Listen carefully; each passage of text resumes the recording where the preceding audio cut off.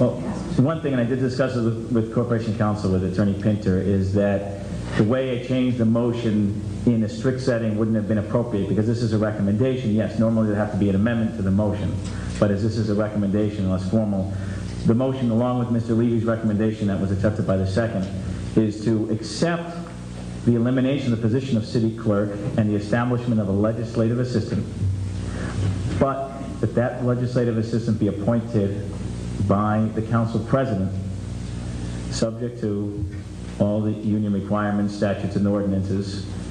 Oh, you don't want to make that a union position? Okay. The intent is to, go ahead, appointed by the council president.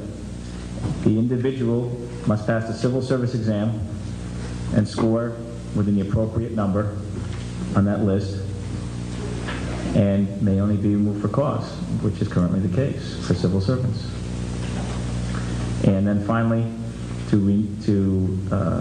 maintain section 3.3, which is the appointment of additional staff as needed. Mr. Condrino? Thank you, Mr. Chairman. You may want to include non-union position in that. Would that be to the trick?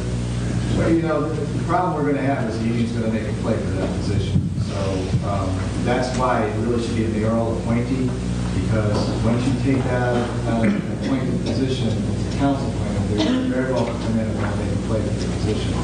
There's not a lot we can do about it. Mr. Visconti? Thank you, Mr. President. I think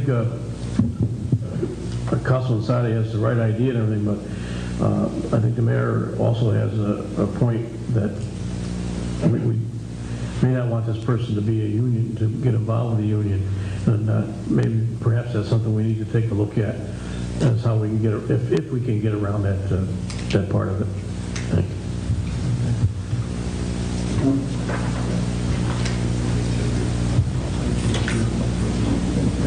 One question myself through Corporation Counsel or through the mayor's office.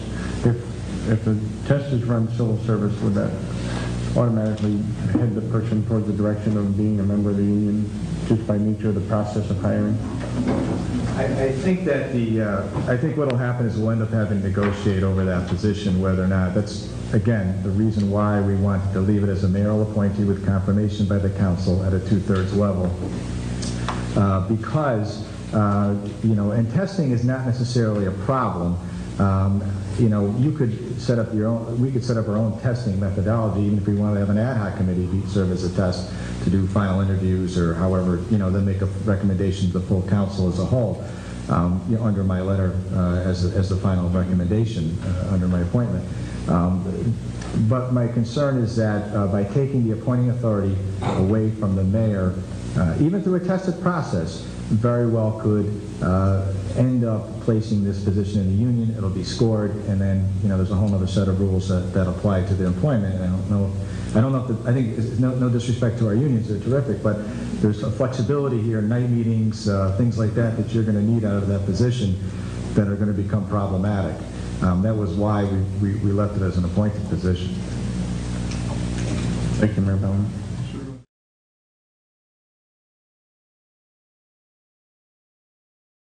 Your Honor, during the charter review process of 3 years ago, there was significant discussion on the position of city clerk, the elimination, and the creation of legislative assistant. And during that process, I put forward an amendment. That amendment would have made the legislative assistant an appointee of the council president, because the legislative assistant is the legislative assistant to the city council, and I felt at that time it made sense, and that the confirmation that would occur by the council as a whole, or the lack of confirmation, whatever it may be. There was a lot of discussion that evening. Some of you were on the council at that time, others weren't. During the debate on that issue, the discussion went to the issue of reporting, and the mayor stated that it was important with him as being the responsible individual for employees at City Hall, that there be a process and procedure whereby employees at City Hall would be accountable, and that people at City Hall, if they had an issue or problem, would go to him to talk to him about employees, whether they're department heads, staff, whatever they may be.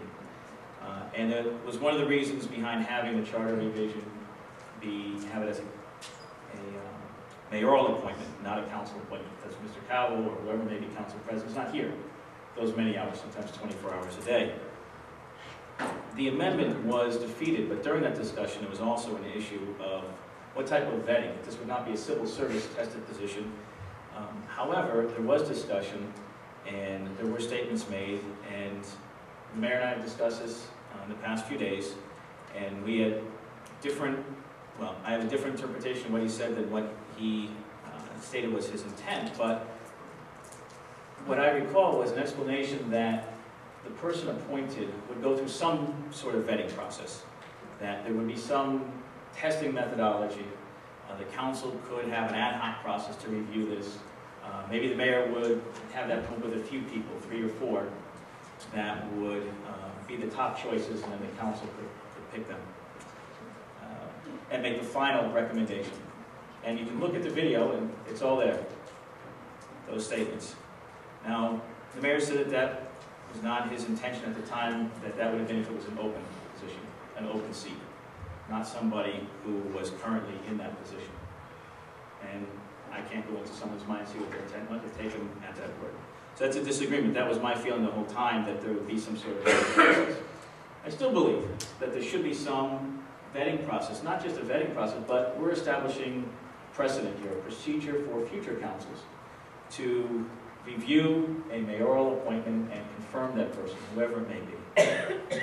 While it wouldn't follow the civil service process, at least a vetting and review, a fleshing out of hours, reporting chain of command, assistance or no assistance, serving and reporting at ad hoc committees or having other people do that, a whole host of things that an independently elected official really doesn't have to necessarily be subject to. They're independently elected by the voters in a partisan election. This is a nonpartisan position. So it's not about having been elected or re-elected. It's not about a particular person, but establishing a precedential process for others to follow down the road. I know people are going to be upset at some of my statements here tonight, and I'm willing to accept that. I am the minority leader, and sometimes you got to accept some heat in leadership positions. And with that, Your Honor, I'll refer this to ad hoc, and I'll repeat that when the tape is in.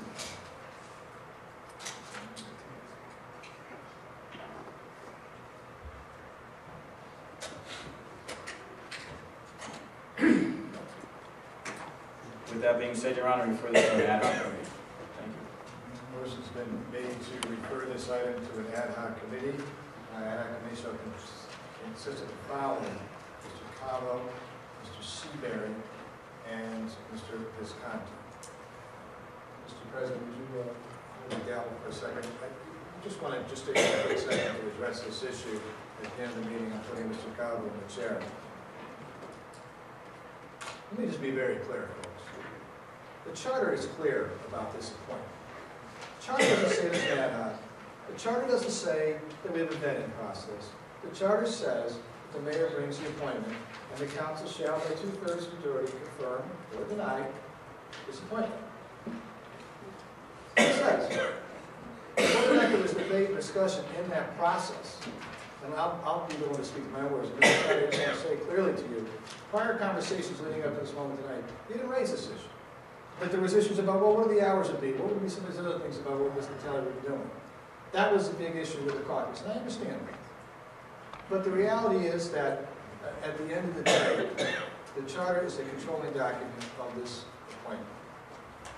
If there are issues about hours, if there are issues about how this position should be crafted, you had all weekend and all day yesterday to call me up and to say, what are the hours going to be? How is this person selected? But this caucus never does that. They'd rather play politics all the time with these kinds of things. There's a motion made to send us to an ad hoc. Is there discussion after an ad hoc? Is there discussion after an ad hoc? There is now. So let me just say that, to finish my comments here, Mr. President, that it is clear that the council has a full majority of people that will support Mr. Natale's position. Will have the ad hoc as requested by the committee. But it's unfortunate that the first vote of this council has to be frankly, so controversial and so partisan. So with that, we'll move on, and I'll extend all committees. We'll see everybody tomorrow night. Council President, point of order. Move to put Charlie. You don't have the floor. Council President. Discuss the problem. Entertain a motion to adjourn. Mr. Mayor, Second. point of order. All in favor?